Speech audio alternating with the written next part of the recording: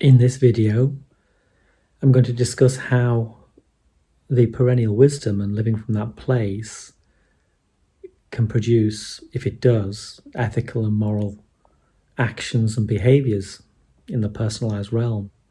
In other words, can it be used, or can it give rise to good, the good? Can it lead to aiming high rather than aiming low in one's life? It's understood that it's not a tool to be used to gain things in the personalized realm, but if one naturally and effortlessly finds that impersonal being, perhaps it comes along through grace, maybe it comes through practice. The jury's out on that, and I have no idea how it happens, but it does happen to people. Then, from that place of effortless awareness, are you then predisposed to right action, moral integrity, ethical decision-making? Do you naturally have compassion and love for your fellow humans? Is that what happens in that realm? Or do you still have to make efforts to shoulder responsibilities and to push hard against the chaos and the suffering of life to make your own way and actually bring some joy and harmony into your own heart, and therefore into the hearts of those that you cross paths with? I've mentioned a lot on previous videos about there being no effort to awareness, and that awareness is our default position, and that is the impersonal realm of being. And I've contrasted that with becoming. And so the being is what we are, and the becoming is who we are. And I've mentioned before that people identify with the world of personalized self, the becoming, and define themselves in that world. And that is very difficult there to know sometimes what the right path is to take for oneself and how one should act in the world.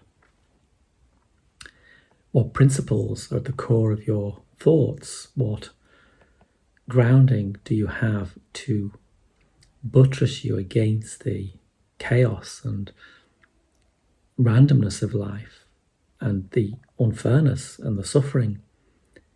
How do you survive that onslaught intact?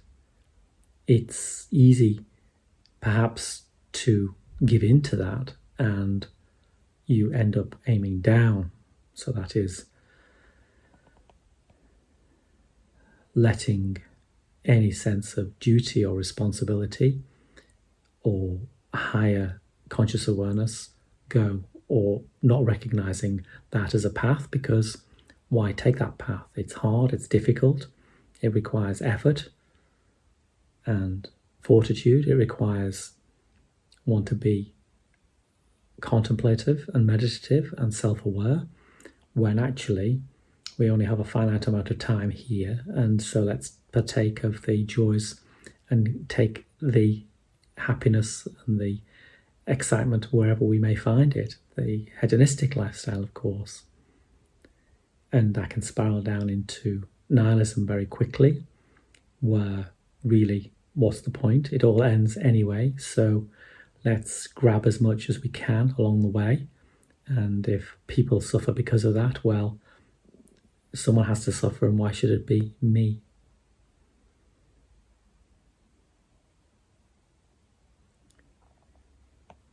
So I would argue that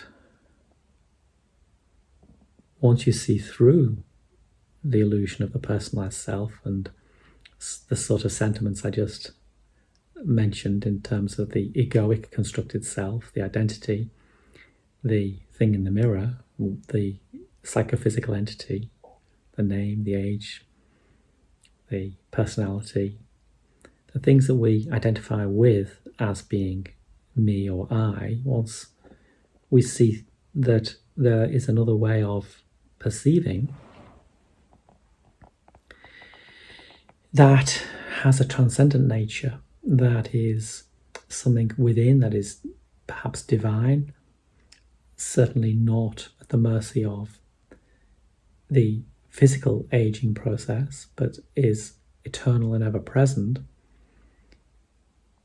And we can start to investigate that within our own thought processes. We can start to question the thoughts that we're having and the emotions and feelings that they give rise to. And we start to slow down, and we start to question, deeply question, not structures and individuals and things in the world of form, but we question ourselves, we question our own existence and beingness.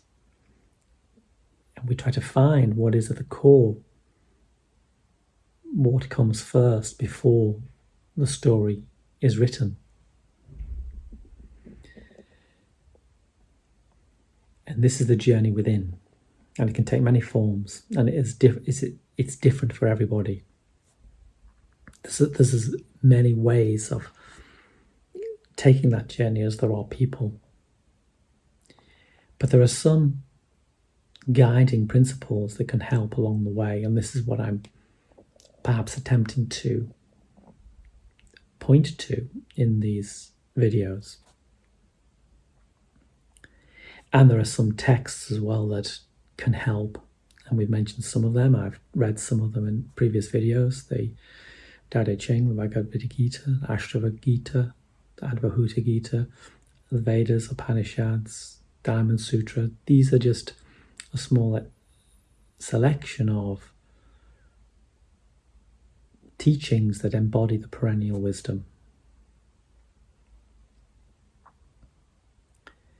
That body of wisdom that transcends the story of oneself and is timeless and exists for millennia.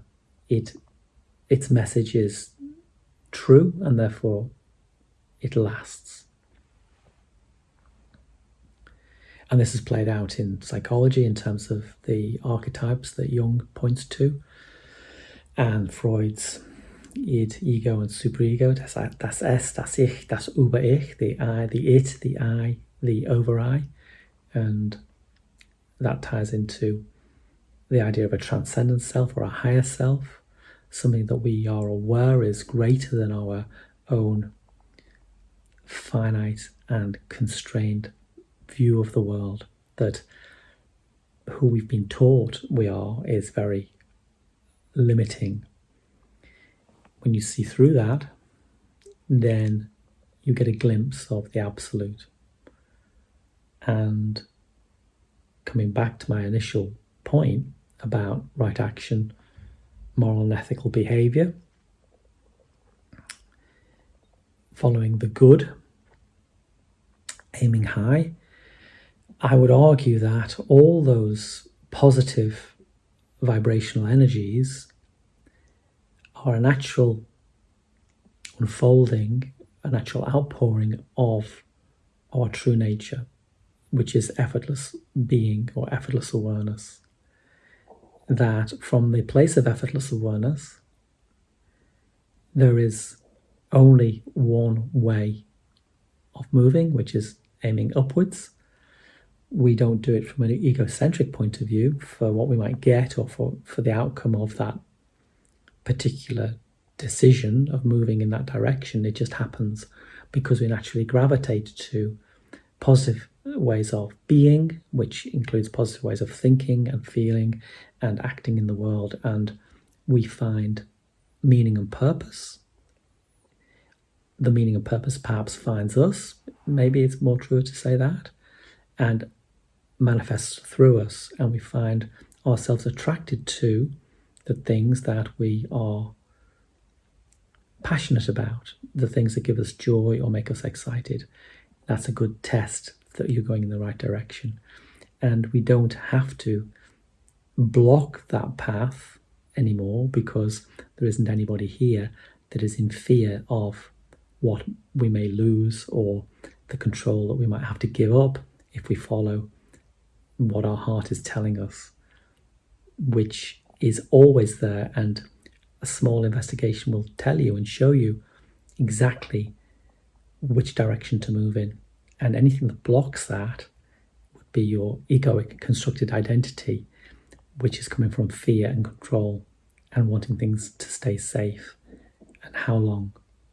How long do you want to stay safe? How long do you want to live in fear and control? Do you want to wait until the end? Or perhaps take a leap of faith now and go on an adventure